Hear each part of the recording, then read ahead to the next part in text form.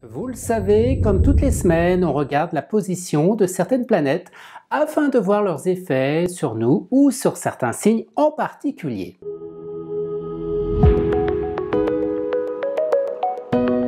Qu'est-ce qu'il y a en ce moment dans notre ciel? Comme la semaine dernière, la partie va se jouer principalement dans le signe du Verseau et dans le signe des Poissons. Vénus et Mars sont en place dans le signe du Verseau. Vénus, vous le savez, c'est la planète de l'amour. Avec une telle configuration, vous êtes à l'aise et vous saurez vous adapter en toute situation. Vous êtes pleine de délicatesse pour l'élu de votre cœur. Mais quand Vénus est en Verseau, vous aimez aussi votre liberté. Donc pas question de rester cloîtré dans votre relation. Pour ce qui est de Mars, vous le savez, c'est la planète de l'énergie. Avec une telle configuration, vous ne manquez pas d'imagination pour tirer votre épingle du jeu.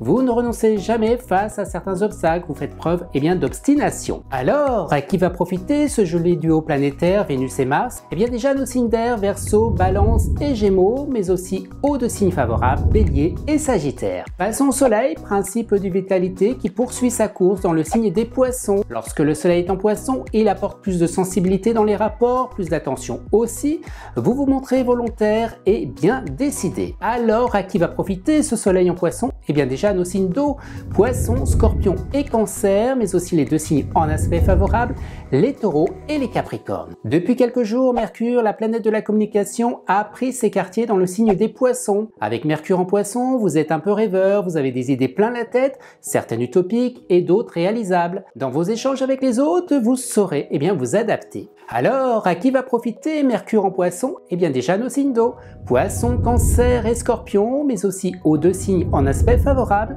les Taureaux et les Capricornes. Je vais aussi vous parler de la Lune, car vendredi, nous aurons une pleine Lune qui se déroulera dans le signe de la Vierge. Un moment idéal pour faire le point sur sa vie, sous l'influence de la Vierge, remise en question, et transformation sont au programme, de quoi chambouler votre quotidien. Prise de recul et réflexion de dernière minute, tel est le programme réjouissant pour 3 signes astrologiques bien particuliers. Ces derniers devront faire preuve de patience et mettre de l'eau dans leur vin, surtout en matière de relations amoureuses. Alors, qui seront les 3 signes qui subiront l'impact de cette pleine lune? Bien évidemment, les Vierges, les Sagittaires et les Poissons. Mais en période de pleine lune, certains signes seront avantagés.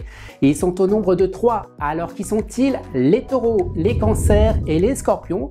Vous 3, vous pouvez avancer de façon stratégique durant cette journée du vendredi.